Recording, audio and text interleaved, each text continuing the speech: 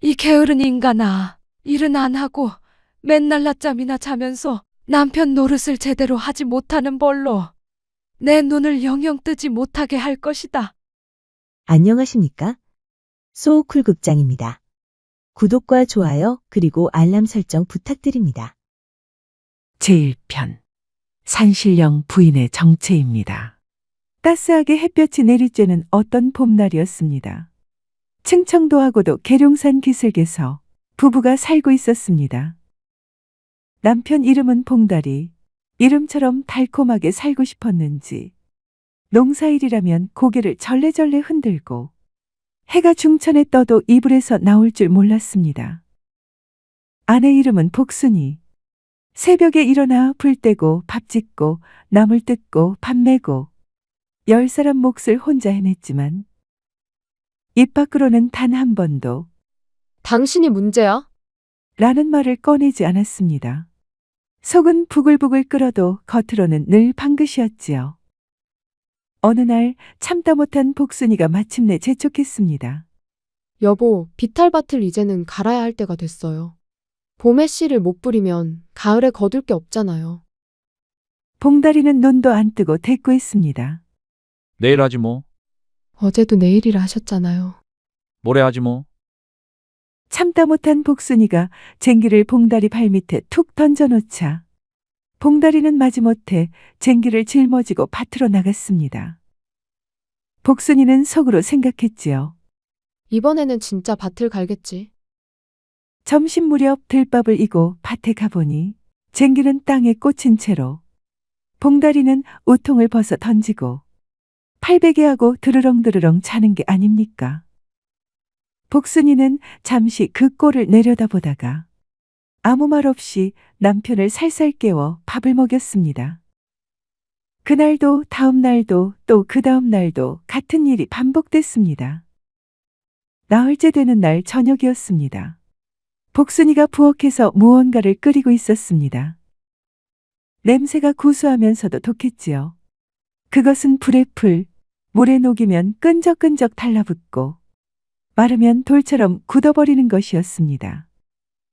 다음 날 봉다리가 또 밭에서 드러누워 코를 골자 복순이는 살금살금 다가가 붓으로 그의 눈꺼풀에 불의 풀을 발랐습니다. 봉다리는 꿈에서 뭔가 맛있는 걸 먹고 있었는지 희죽희죽 웃으며 자고 있었지요.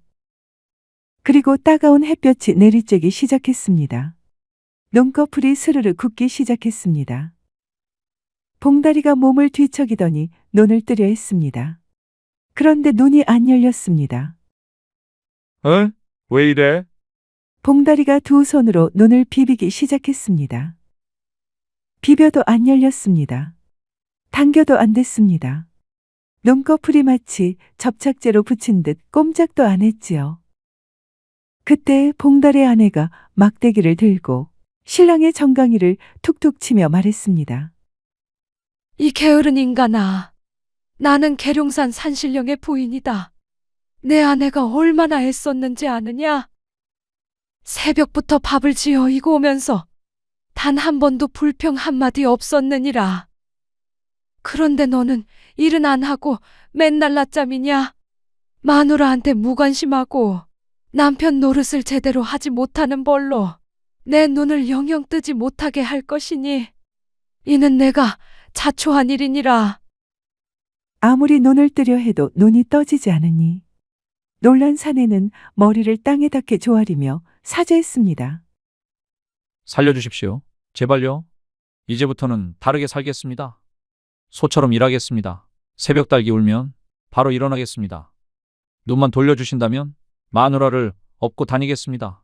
제발 눈만 돌려주십시오. 목소리가 다시 들렸습니다. 내 말이 진심이라면 용서해 주어야 마땅하겠지. 여기서 수십 걸음 떨어진 곳에 영험한 샘이 있으니 가서 얼굴을 씻어라. 봉다리는 두 손을 더듬거리며 기면서 넘어지면서 샘을 찾아갔습니다. 물이 차가웠습니다.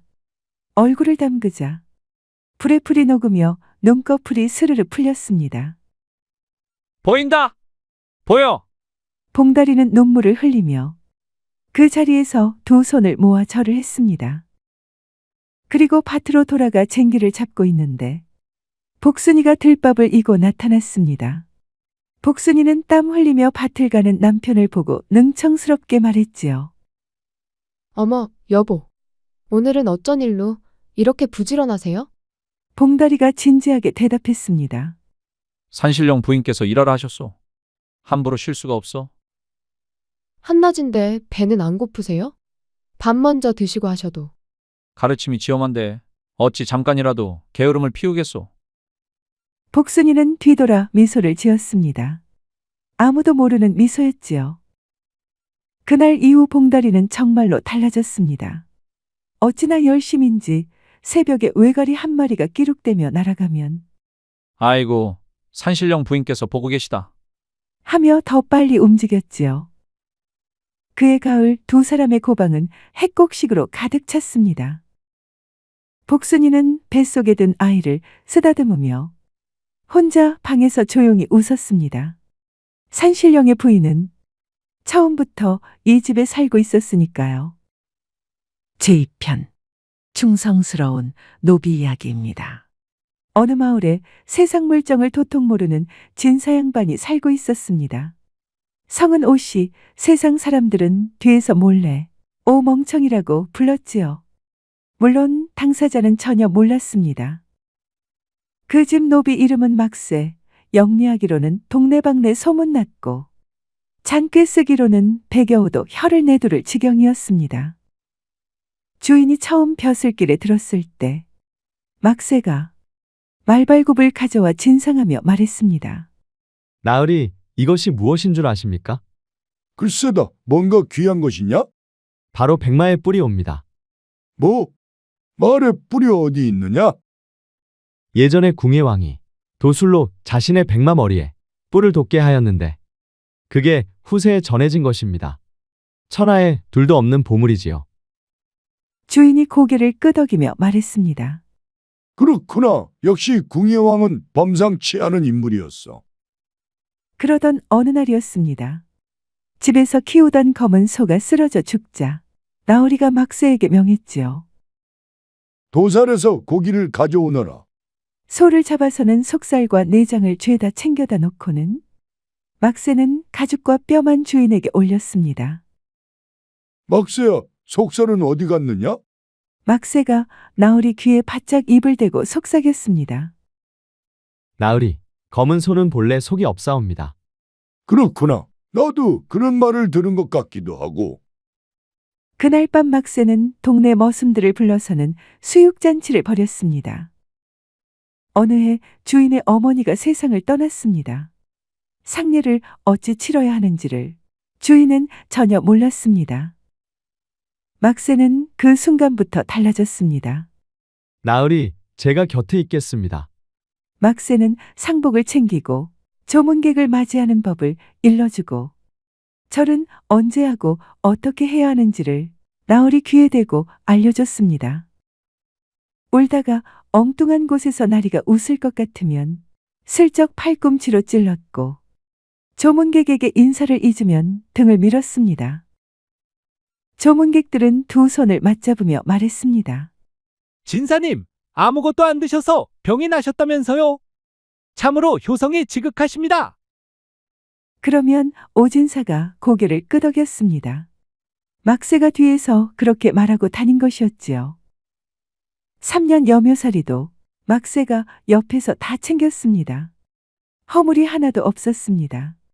온 동네가 오진사님은 훌륭한 효자. 라고 칭송했습니다. 그로부터 얼마 후 두 사람이 밤길을 함께 걷다가 도적들을 만났습니다. 도적들은 순식간에 두 사람을 애워싸고 가진 것을 모두 빼앗았습니다. 그러더니 두목이 칼을 빼어들었습니다. 백성의 고열을 짜는 양반 하나쯤은 없애버려도 뒤탈이 없겠지. 칼이 나으리의 목 앞까지 다가오는 순간 막쇠가 나으리 앞으로 몸을 던졌습니다. 잠깐!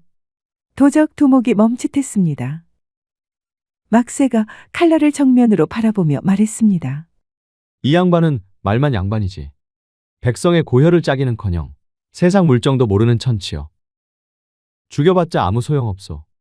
차라리 나를 죽이시오. 만약 누군가에게 원한을 품게 했다면 내가 했지 주인 나으리는 안 했소이다.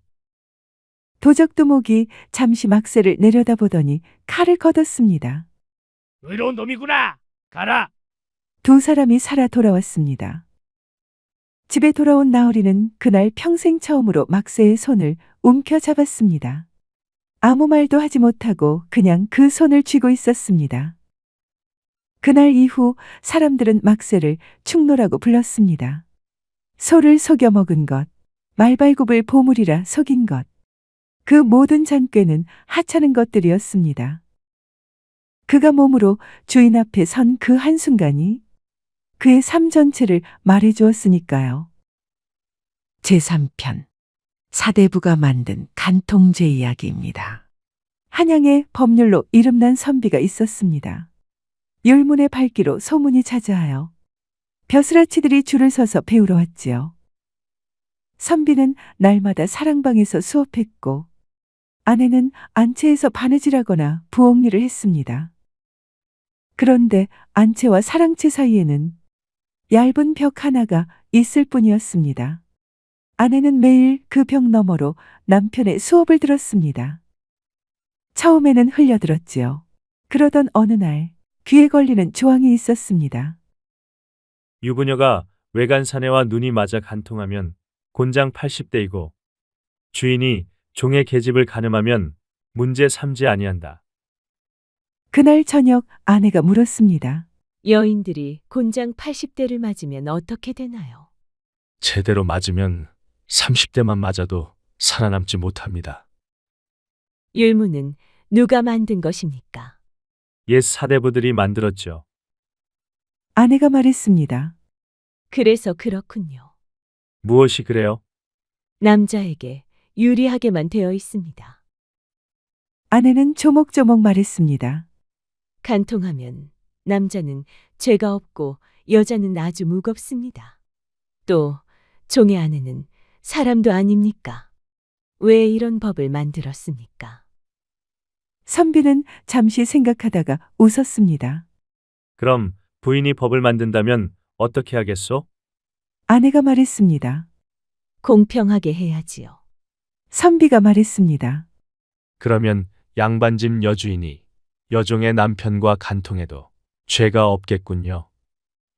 아내는 잠시 말이 막혔습니다. 그리고 입을 삐죽이며 말했습니다. 그건 조금 다르지요. 문사는 웃었습니다. 보시오. 법은 언제나 자기에게 유리하게 만들고 싶은 법이요. 그날 이후 아내는 법 이야기를 할 때마다 그래도 사대부들끼리만 만들지는 말았어야지요. 라고 중얼거렸다고 합니다. 제4편 공부보다는 아내가 더 좋아입니다. 경상도 땅 성주에 어떤 사족의 아들이 있었습니다. 아들은 갓 혼인한 신부를 너무 사랑했습니다. 밤낮으로 아내 곁에 붙어서는 책장은 하나도 넘기지 않았습니다. 부친이 아들을 가르치며 말했습니다. 젊어서 경계할 것은 색이니라. 하물며 남녀의 사이는 정이 지극하면서도 반드시 유별함이 있어야 한다. 그래야 마땅히 가도를 이룰 수 있을 것이다. 그러니 너는 집을 떠나 한양으로 유학 가도록 하거라. 입신양 명하여서 우리 가문을 드러나게 하도록 하라. 아들은 눈물을 머금고 떠났지만 아내를 두고 발걸음이 떨어지지 않아서 한양으로 가다가는 다시 돌아왔습니다. 그러고는 부친 몰래 바로 이웃집의 방을 얻었습니다.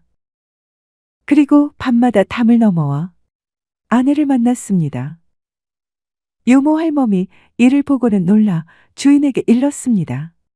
집안에 몹시 괴이한 일이 있사온데 선비께서 한양으로 가시고 난 다음부터 신부가 외간 남자와 사통하는지 밤마다 종적이 이상이 아릇하오니 남 부끄러운 일을 당하기 전에 일찍 싹을 잘라버려야 마땅할 것 같습니다. 주인 영감이 대답하였습니다. 증거가 없으면 어찌할 수 있겠느냐? 증거를 찾아오도록 하라.